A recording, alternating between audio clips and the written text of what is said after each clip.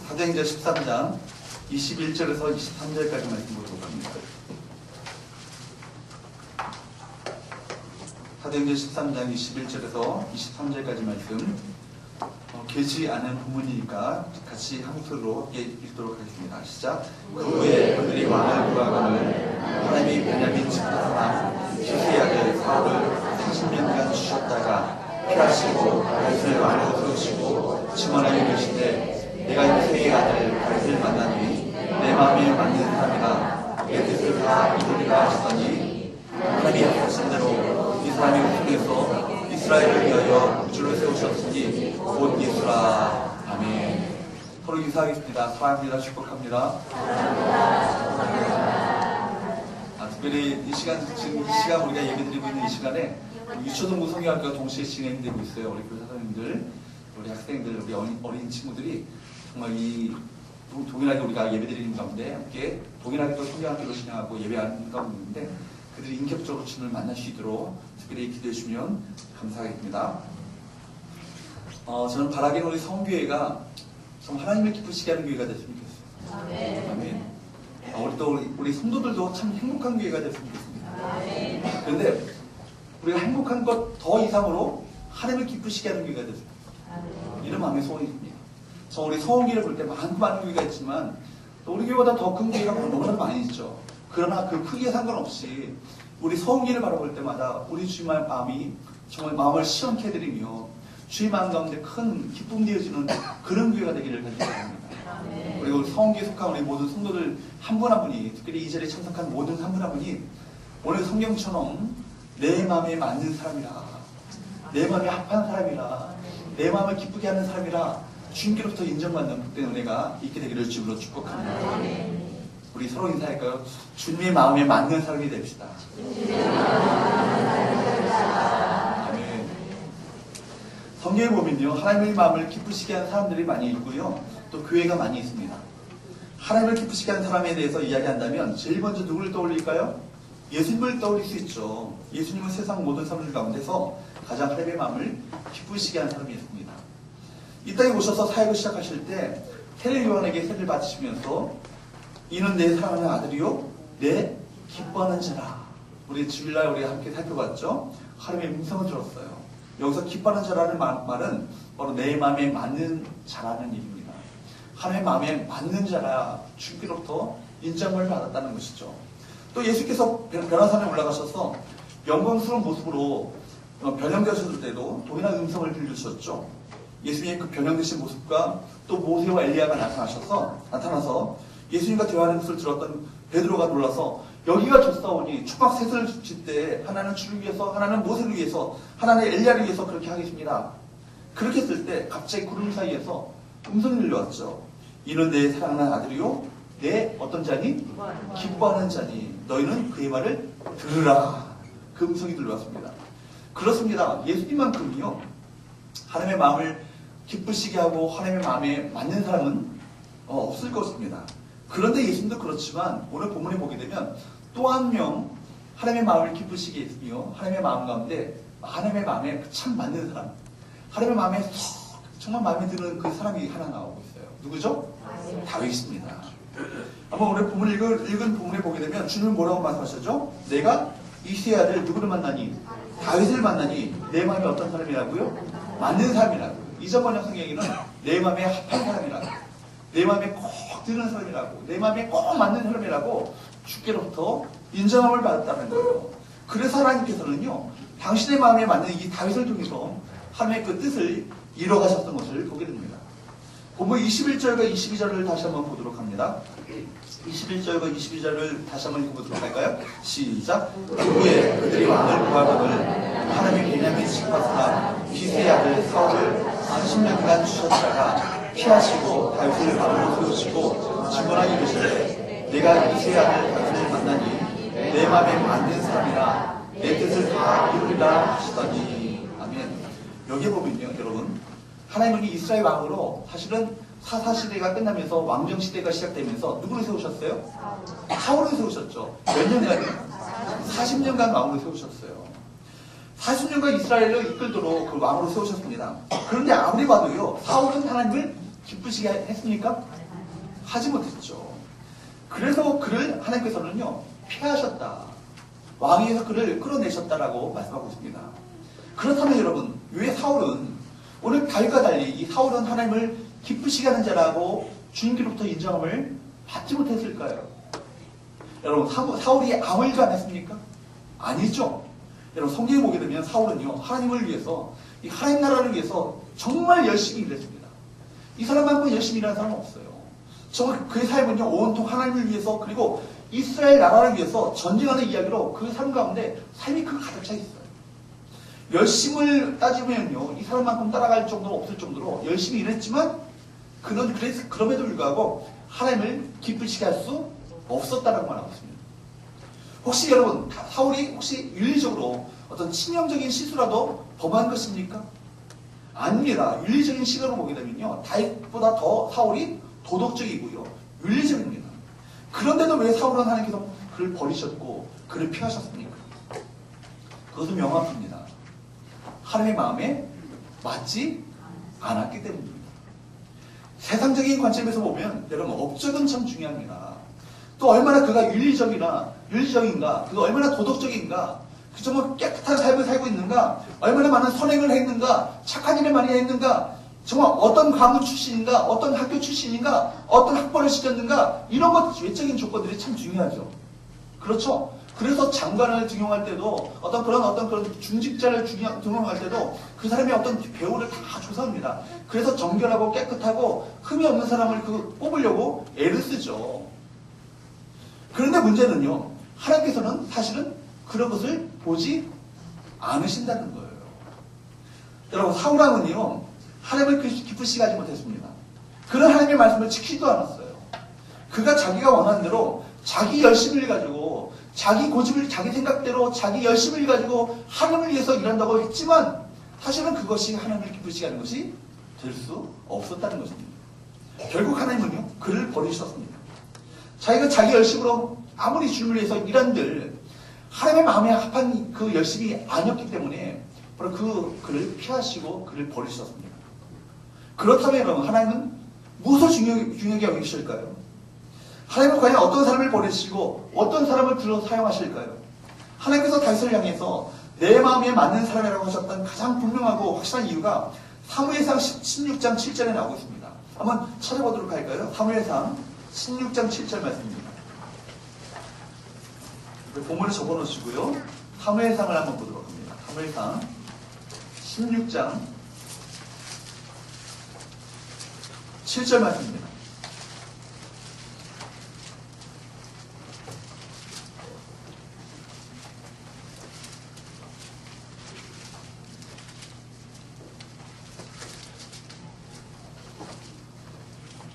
여러분, 6절부터 한번 보도록 할게요.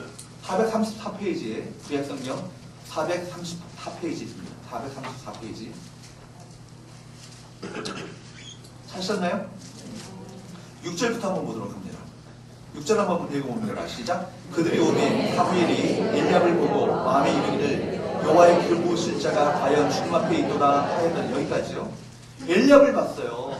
다윗의 아들 가운데, 다윗의 아들이 아니라 이새의 아들 가운데 엘리압을 보니까요, 외모가 아주 수려하고요, 잘생겼어요. 아, 정말 이 사람이야말로 하나님께서 세우실 만한 사람이구나 하면서 과연 여호와의 기름 부으실 자가 여기 있다 하고 그가 마음가운데 생각하는 순간 7절 말씀 하나님께 말씀하시는 거예요. 7절 말씀을 봅니다. 시작. 여호와께서 사무엘에게 이르시되 그의 용모와 키를 보지 말라. 내가 이미 그를 버렸노라. 내가 보는 것은 사람과 같이 아니하니 사람은 외모를 보거니와 나 여호와는 뭘 보신다고요? 중심을 보시는 거예요. 아멘. 여러분, 여기 있는 분들이 저를 비롯한 여러분들이 소망이 있는 거예요. 그래서 아멘. 외모를 따지면요, 탤런트들 얼마나 잘생기고 멋있는 사람들, 저 용모가 출중하고 세상적인 어떤 권세와 모든 것들을 갖고 있는 사람들이 얼마나 많이 있습니까? 그런 거 보지 않으신다는 거예요. 이 시간 하나님께 보시는 것은 여러분의 뭘 보신다고요? 중심을 보신다고요. 사무엘 선지자 또한, 사무엘 선지자가 어떤 사람입니까? 하나님의 관점을 가지고 살았던 사람이 아닙니까? 그 사람 또한 하나님의 말씀을 평생토록 순종하며 그렇게 살았던 사람인데도 불구하고 그가 뭘 봤어요? 외모를 봤어요. 용모를 봤다고요. 사람의 외모를 보았지만 그러나 하나님은 그 순간에 사람의 외모가 아닌 무엇을 보셨다? 다윗의 중심을 보셨다. 여러분, 다윗의 중심이 어땠다는 거예요? 다윗의 중심 가운데 과연 무엇이 있었기에 하나님께서는 그를 통해서 내 마음에 맞는 삶이라고 말씀하셨을까? 세 가지를 여러분 제가 한번 말씀 가운데 살펴보기로 합니다. 첫 번째, 다윗 가운데는요, 하나님께 대한 믿음과 사랑이 있었습니다. 한번 따라 해볼까요? 하나님께 대한 믿음과 사랑이 있었습니다. 누구 안에요? 다윗 안에요.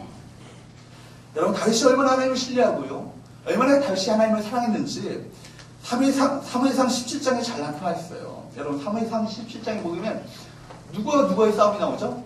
다윗과 골리앗과의 싸움이 나오죠. 어릴 때 주일학교 때부터 다윗과 골리앗과의 싸움을 얘기 들으면요, 얼마나 그 얘기가 참 동화 같고 참 있을 수 없는 일이잖아요. 그런 얘기를 수많이 들었는데, 근데 사실은 이것을 정말 이 현장을 아마도 우리가 상상력을 한번 발휘하셔서 생각해보면요, 이것이 얼마나 두렵고 떨리는 현장인지 모르는 거예요. 아마 다윗 골리앗 같은 3m 가까이 되는 사람이 내 앞에 있어요. 그와 더불어서 내가 1대1로 싸움을 벌여야 된다고 생각해 보십시오. 온통 주구장한 그 블레셋 장군의 골리앗 앞에서 이 어린 소년 다윗이 싸움을 벌인다고 생각할 때, 저 같으면 인간적으로 볼 때 덜덜덜덜 떨렸을 것 같아요. 다리부터 후들덜덜 떨면서 아마 이번에 내가 당장 척하려 해도 이빨이 막 부딪힌 것을 내가 제어할 수 없었을 정도로 그 마음 가운데 그렇게 두려움과 떨림이 있었으리라 생각합니다. 그러나 여러분, 다윗 가운데는요, 하나님께 대한 그 믿음이 있었다는 거예요. 하나님께 대한 담대한 믿음 때문에 그 마음 가운데 담대함과 용기가 있었음을 보게 됩니다. 이스라엘이 블레셋과 싸울 때 블레셋 장군 골리앗이 나와서 뭐라고 말합니까? 살아계신 하나님과 하나님의 이스라엘의 이 군대를요, 하나님의 군대를 모욕했습니다. 이방인이 하나님과 하나님의 이스라엘 군대를 모욕하고 있었지만 이스라엘 백성들 중에서 어느 누구도요, 그 앞에 나와서 그 골리앗을 대적하는 자 아무도 없었습니다. 오히려 그 앞에서 주눅이 들어서 도망갈 궁리만 하고 있었음을 말씀 가운데 보게 돼요.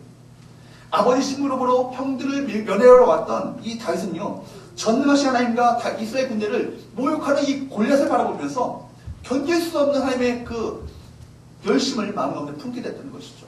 견딜 수 없는 하나님의 하나님의 그 마음을 그가 분노를 숨게 되었습니다. 그래서 사울왕에게 가서 내가 싸우겠다라고 말하면서 이렇게 말했습니다. 주의 종이 사자와 공도 쳤은즉 살아계신 하나님의 군대를 모욕하는 이 칼받지 않은 블레셋 사람이리까 그가 그 짐승의 하나같이 되리이다. 그러나 참으로 하나님을 사랑했습니다. 저 하나님을 모욕하는 이것을요, 견딜 수 없는 하나님의 마음을 그 마음 가운데 품었던 것을 보게 됩니다. 하나님의 이름이 모욕당하는 것을 견딜 수 없었어요. 그래서 나서는 것입니다. 여러분, 어떻게 어린 다윗이요, 이 3m 가까이 되는 이 엄청난 거인, 정말 골리앗을 이길 수 있겠습니까? 다 말렸죠. 형들은 너는 어려서부터 교만했느니라, 그렇게 말합니다. 사울왕도 너는 알지만 저 골리앗은 어려서부터 전쟁터에서 잔뼈가 굵은 용사였다. 그러나 다윗은요, 그 순간 하나님을 신뢰했습니다. 하나님께 대한 만군의 여호와 하나님, 천상의 모든 세력들을 동원하셔서 마침내 승리를 거두게 하실 그 하나님을 믿는 그 믿음이 그 마음 가운데 있었어요. 그래서 하나님이 자신을 골리앗 손에서 마침내 건지실 것을 실제로 이론적이 아니라 실제로 믿었어요. 그건 확신했습니다. 그리고는 창과 칼로 가지고 나가는 것이 아니라 이렇게 외쳤어요. 너는 칼과 창과 단창으로 내게 오거니와 나는 만군의 여호와의 이름 곧 내가 모욕하는 이스라엘의 군대의 하나님의 이름으로 내게 가노라. 여러분 보십시오. 다윗이 무엇을 가지고 간다고요? 칼과 단창을 가지고 간다고요? 만군의 여호와 하나님의 이름으로 내 앞에 나간다고 말했습니다. 그의 중심에는 무엇이 있었어요? 하나님의 이름이 있었습니다. 하나님의 권능이 있었고 하나님의 능력이 있었고 그 하나님의 어떤 것인지를 믿는 그 믿음이 그 가운데 있었음을 우리 보게 됩니다. 특별히 그가 고백했던 만군의 여호와의 이름, 우리 수요일날도 우리 살펴봤던 말씀인데요. 만군의 여호와의 이름이라는 것은 무엇입니까? 만군이라는 얘기는 뭐예요? 천상의 모든 군대를 총 말하는 거예요. 그러니까 천상의 모든 군대를 다 총동원하셔서 바로 영적 전쟁에서 우리를 친히 대신하여 싸우신 전쟁은 누구에게 속한 거예요? 하나님께 속한 거예요. 전쟁은 하나님께 속한 것입니다. 우리는 믿기만 하면 되는 거예요. 하나님을 믿고 신뢰하면 하기만 하면 되는 겁니다. 그러면 그 전쟁을 누가 싸우시는 거예요? 하나님이 대신 싸우시는 거예요. 그래서 우리를 승리케 하시는 놀라운 역사를 우리 가운데 베풀어 주십니다. 그렇기 때문에 마치 그 엘리사가 봤던 것처럼 천상의 군대, 하늘 불말과 불병으로 가득 차 있는 그 하늘의 천상의 군대를 바라봤던 그 믿음이 그 가운데 있었기 때문에 그런 만군의 요한의 이름으로 가지고 담대하게 나갈 수 있었던 그 믿음으로 그렇게 용기 있게 나갈 수 있었던 것입니다. 실제로 하나님을 믿었고 실제로 하나님을 신뢰했습니다. 그 믿음이 다윗으로 하여금 그 용기 있게 담대하게 그 전쟁터로 나가도록 만들었던 것이죠. 여러분 얼마나 하나님께서 그 순간을 보실 때 어린 다윗이 그렇게 하나님만을 의지하면서 하나님만을 신뢰하면서 믿음으로 나가는 그 어린 소년 다윗을 바라보면서 얼마나 하나님 마음 가운데 기쁘셨을까요? 얼마나 마음 가운데 하나님께서 그 다윗을 보면서 흐뭇해 하셨을까요? 여러분 하나님께서는 그 다윗의 무엇을 보셨어요? 바로 그 중심을 보셨던 것입니다. 오직 하나님만을 높이고 하나님만을 의지하는 그 믿음, 그 마음, 그 중심을 보셨던 것입니다. 사랑하는 여러분, 그래서 역대하 16장 9절 말씀에서 말씀합니다. 역대하 16장 9절 한번 보도록 할까요? 역대하 사무엘 상에서 쭉 뒤로 넘어가시면 역대하가 있죠. 역대하 16장 9절 말씀입니다. 676면에 있습니다. 676면. 구약성경 676면.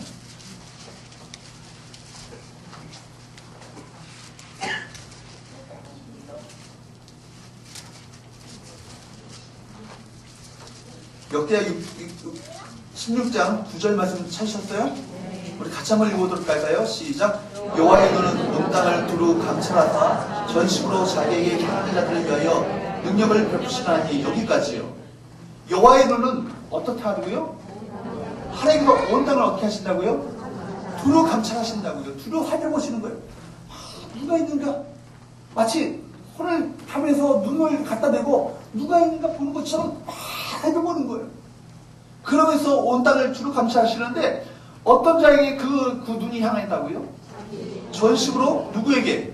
자기가 누구예요? 하나님에게 향하는 자들을 위하여 능력을 베푸시나니. 할렐루야. 하나님을 향해서 전심을 향해서 다해서 하나님을 향하는 그 마음을 품고 있는 자들에게 능력을 베푸시며 권능을 베푸시며 그들에게 하나님의 역사를 친히 나타내고 계시는 전능하신 주님이십니다. 그런 만군의 여호와님이십니다. 우리가 믿고 있는 하나님은요 그런 시시한 분이 아니세요. 전능하신 분이십니다. 바로 전심으로 하나님을 향하여서 향하는 그 믿음 있는 자들을 살피시고 그런 자들에게 친히 능력을 베푸시며 권능을 베푸시는 전능하신 하나님을 믿으시기를 축복합니다. 여러분 보십시오. 여러분 그가 그렇기 때문에 하나님께서도 사울왕이 하나님의 말씀을 버렸을 때 하나님도 그를 버리셨지만 다윗이 하나님의 말씀을 소중히 여기고 그 하나님을 신뢰했고 하나님의 믿음을 가지고 주님을 바라보며 주님을 향해서 전심을 다해서 하나님을 향했을 때 그를 오히려 도리어 높여주시는 은혜를 베푸셨던 거예요. 사랑하는 여러분, 이 시간에도 우리가 주 앞에 찬양하고 교배하게 될 때 습관적으로 찬양하고 교배하지 않길 바랍니다. 전심으로 하나님을 향하여서 내 마음을 중심을 향해서 중심을 오로지 주 앞에 향하여드리고 온전히 내 마음의 그 사랑과 내 마음 가운데 그 믿음을 온전히 주 앞에 올려드릴 때 그 믿음 있는 자들에게 그런 믿음을 가지고 주를 향하는 자들에게 놀라우신 권능의 역사를 능력의 역사를 베풀어 주실 줄로 믿습니다. 여러분 하나님을 경배하고 찬양하는 일에 그가 또 다윗이 집중했잖아요. 찬양받게 합당하신 그분만을 사랑하고 그분 때문에 기뻐하는 그 삶을 살았던 사람이 누굽니까? 다윗 아니었습니까? 그렇기 때문에 여러분 그렇습니다. 다윗의 삶은요 한마디로 오직 한 분 그 하나님만을 기쁘시게 하기 위한 그런 삶을 살았다는 거죠. 오직 한 분 하나님에게 집중하는 삶. 그래서 하나님의 능력이 그와 함께 있고 그의 삶 자체가 놀라운 복을 받게 되시는 놀라운 역사가 나타나게 됐다는 것입니다. 마치 다윗이 저질렀던 그 가난과 살인이라는 추악한 죄를 다 잊어버리시기라 한 것처럼 하나님은 다윗을 향해 내 마음에 합한 사람이라고 내 마음에 맞는 사람이라고. 여러분 도덕적으로 보면 얼마나 그 다윗이 도덕적으로 타락의 극치를 달렸던 사람입니까? 남의 아내를 빼앗은 사람입니다. 남의 아내를 빼앗아서 간음을 죄를 저질렀어. 그것을 그 죄를 덮기 위해서 그 아내의 그 남편이었던 우리아를 갖다가 전쟁터에 나가 죽게 만들었던 살인죄를 저질렀던 사람 아닙니까? 그럼에도 불구하고 그가 내 마음에 맞는 사람이라고 인정함을 받을 수 있었던 것은 오로지 하나님이 내 인생 가운데 기쁨 되시며, 하나님이 내 인생 가운데 모든 것이 되시며, 내 마음 가운데 신뢰 대상이 되시며, 사랑의 바로 유일한 대상임을 날마다 고백하는 그 믿음이 있었기 때문에 그것을 돌아보시고 그것을 기뻐하셨던 것을 보게 됩니다. 사랑하는 여러분, 이 시간 우리 마음 가운데 하나님을 향한 사랑과 하나님을 향한 전적인 그 믿음이 우리 가운데 회복되어 있기를 주님으로 축복합니다. 두 번째로 여러분 한번 따라해볼까요? 하나님의 뜻을 이루고자 하는 순종. 다윗의 마음 가운데 무엇이 있었다고요? 하나님의 뜻을 이루고자 하는 무엇이 있었어요? 순종이 있었어요. 순종의 마음이 있었다고요. 여러분 다윗의 중심 가운데 있었던 다른 하나는 하나님의 뜻을 이루고자 하는 순종의 마음이 그 가운데 있었음을 보게 됩니다. 여러분 하나님의 마음에 맞는다라고 했을 때 하나님의 맞는다, 마음에 맞는다라는 말은요, 원어 성경에 보게 되면 사실 동사가 아니고요, 카타라는 그 전치사입니다. 그러니까 이 마음이라는 이 목적격 명사 앞에서 하나님의 마음을 따라, 하나님의 마음으로, 하나님의 마음을 향하여 이런 얘기예요. 그러니까 그 인생 자체가 누구를 향한 삶을 살았다고요? 하나님의 마음을 향한 삶을 살았다는 얘기예요. 전심으로 아까도 얘기한 것처럼 전심으로 자기에게 향하는 사람, 전심으로 그 마음 가운데 누구를 향하여? 하나님을 향하여 하나님의 마음을 따라 하나님의 마음을 품고 살아가는 그 믿음이 그 삶을 살았을 때 하나님께서 그것을 기뻐하셨다. 사도행전 13장 36절에도 똑같은 표현이 나와요. 한번 사도행전을 다시 한번 보도록 할까요? 사도행전 들어오셨어요? 13장 36절 찾으셨어요? 한번 36절 한번 읽어봅니다. 시작. 다윗은 당시에 하나님의 뜻을 따라 숨기다가 잠들어 그 종살이들과 함께 묻혀 썩음을 당하였을 때 다윗은 그가 무엇을 따라 살았다고요? 무엇을 따라 섬겼다고요? 무엇을 따라 예배했다고요? 하나님의 뜻을 따라 예배했다고요. 여러분, 그래서 킹제임스 버전을 보면 이렇게 번역됐어요. 다윗은 당시에 하나님의 뜻을 따라 섬겼다. 하나님의 뜻을 쫓아 섬겼다.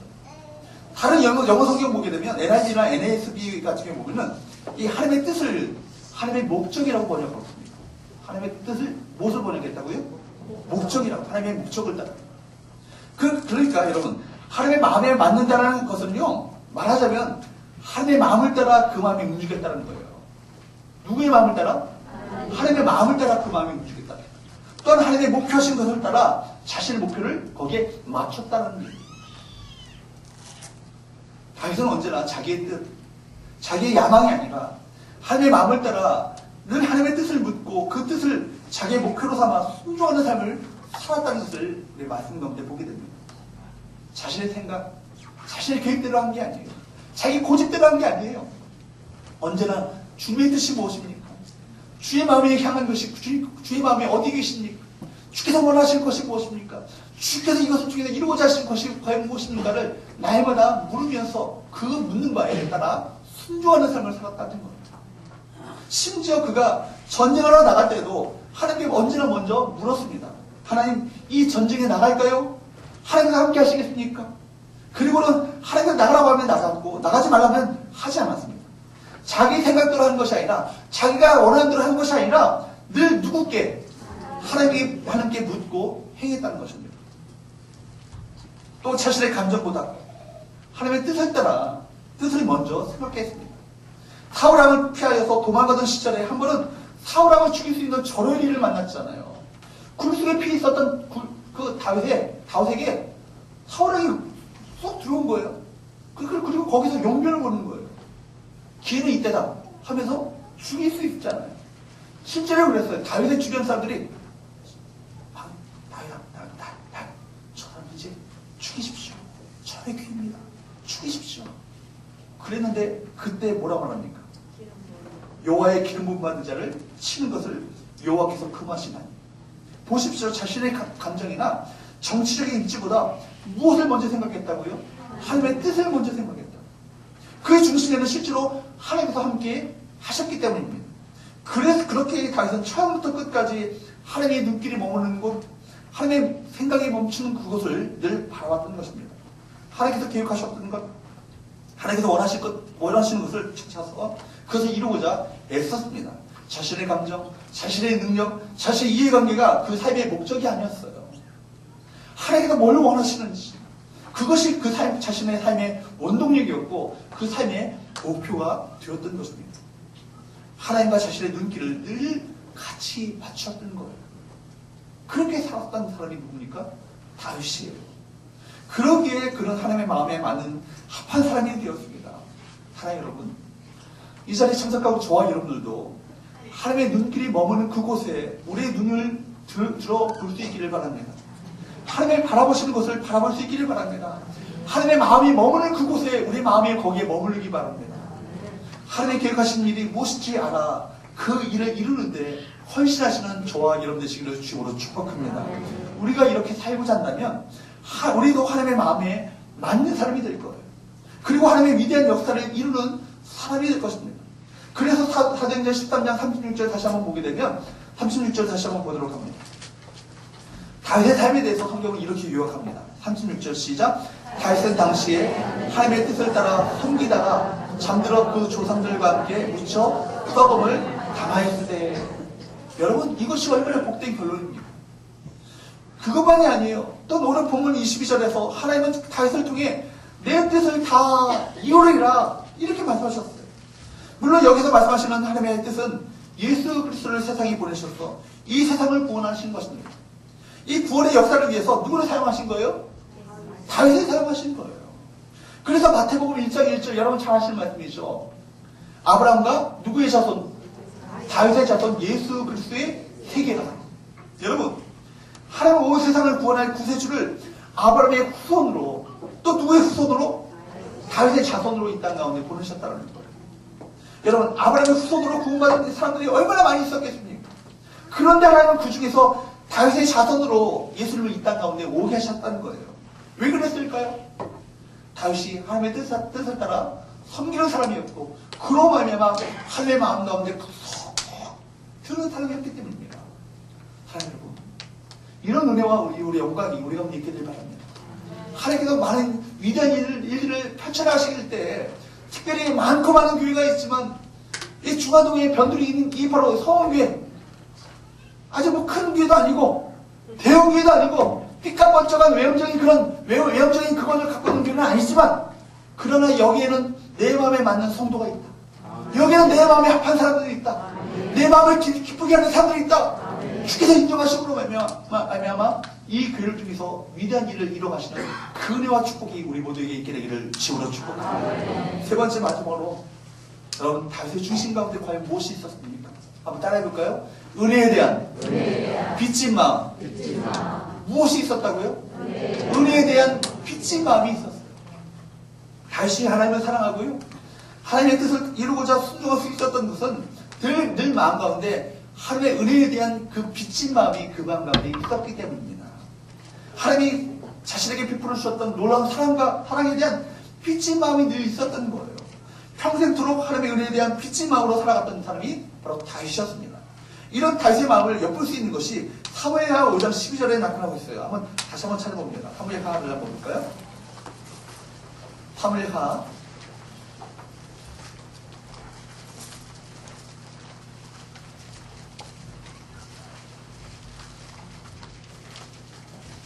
5장 12절 471면에 있습니다.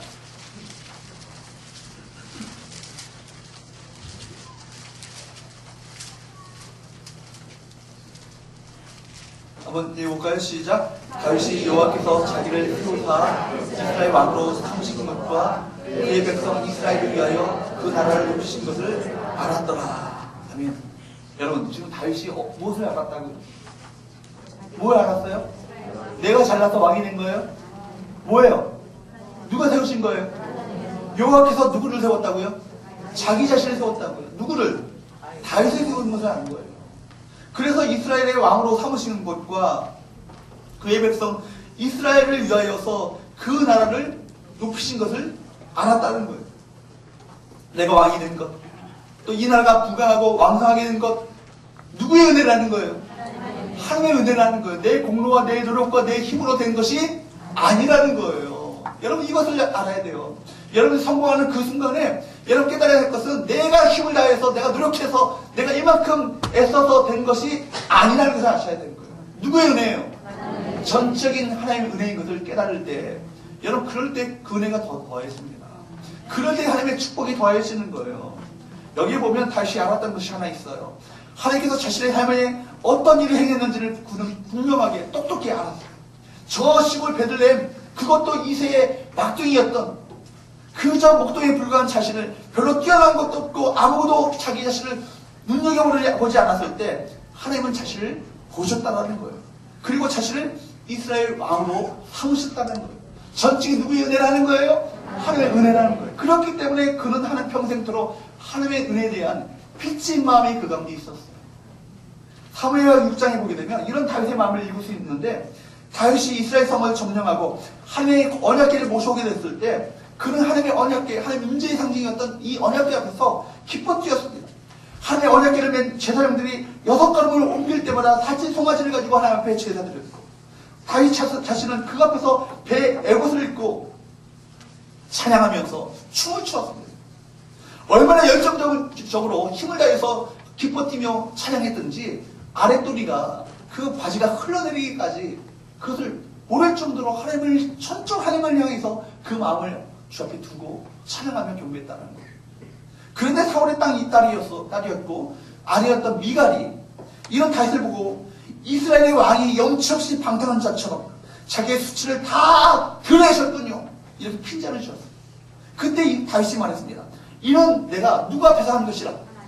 하나님 앞에서, 여호와 앞에서 하는 것이라. 그가 나를 여호와의 백성 이스라엘의 주권자로 삼으셨으니 내가 여호와 앞에서 뛰놀리라. 사람 앞에서 내가 뛰노는 것이 아니라 내가 여호와 앞에서 뛰놀리라. 내가 이보다 더 낮아져서 스스로 초라하게 보일지라도 네가 말한 바 기습종에게는 내가 높임을 받으리라. 여러분 더 사람 앞에서 초라하게 될지라도 하나님만이 영광 받으시고 하나님만이 높임 받으시고 하나님만이 바로 이것을 통해서 기쁨을 받으신다면 그것조차도 내가 기뻐하면서 그 낮은 천한 곳이라도 내려가겠다는 거예요. 여러분 얼마나 이것이 다윗의 마음이 하나님의 마음을 기쁘게 했을까요? 평생토록 하나님의 은혜에 대한 빚진 마음을 가지고 평생토록 하나님을 기쁘시게 했던 이 다윗, 여기에 자신의 전 삶을 걸었던 사람이 누굽니까? 다윗 아닙니까? 여러분 은혜의 빚진 마음이 있을 때 여러분의 주님을 몸내기를 위해서 하나님을 위해서 행하는 모든 봉사와 섬김과 헌신이요 억지로가 아닌 자원하는 마음을 가지고 감사하는 마음을 가지고 기쁜 마음을 가지고 할 수 있게 될 줄로 믿습니다. 우리 마음 가운데 은혜에 대한 빚진 마음이 있어야 되는 거예요. 은혜에 대한 빚진 마음이 있을 때 교만할 수 없어요. 내가 남보다 더 뛰어나다고 생각할 수 없다는 거예요. 내가 이거 높아진 것, 내가 이 일들을 감당하게 된 것, 이 내가 헌신의 자리로, 내가 이 헌신할 수 있는 이 자리로 내가 이끌림바 되어진 것, 이건 전적인 하나님의 은혜요. 내가 나를 정말 보잘것 아무 자격 없는 공로 없는 나를 전적으로 불쌍히 여기셔서 이 직분과 사명을 맡겨준 것이라는 것을 깨닫게 됩니다. 우리 마음 가운데 감격이 있고 우리 마음 가운데 감사한 마음을 가지고 자원하는 마음을 가지고 이 일을 감당하게 될 줄로 믿습니다. 사랑하는 여러분, 말씀을 위하겠습니다. 우리 교회가 하나님을 정말 기쁘시게 하는 교회가 될 수 있기를 축복합니다. 또 하나님의 뜻을 이루는데 전적인 순종의 그 모습을 다하는, 마음을 다하는 우리 교회가 될 수 있기를 축복합니다. 그리고 무엇보다도 이 하나님의 은혜에 대한 빚진 마음, 내가 하나님의 이 은혜를 받았을진데 내 이 은혜를 어떻게 무엇으로 보답할 것인가, 이런 마음을 가지고 감사한 마음을 가지고 주의 사명들을 감당하게 될 때 이 교회를 통해서 하나님께서 크신 역사를 나타보시고 이 교회를 통해서 우리 교회가 또 우리 모든 성도들 한 분 한 분이 내 마음에 맞는 교회다, 내 마음에 맞는 성도다, 내 마음에 맞는 자녀다라고 주께서 인정해 주시는 그 은혜가 우리 모두에게 있게 될 줄로 믿습니다.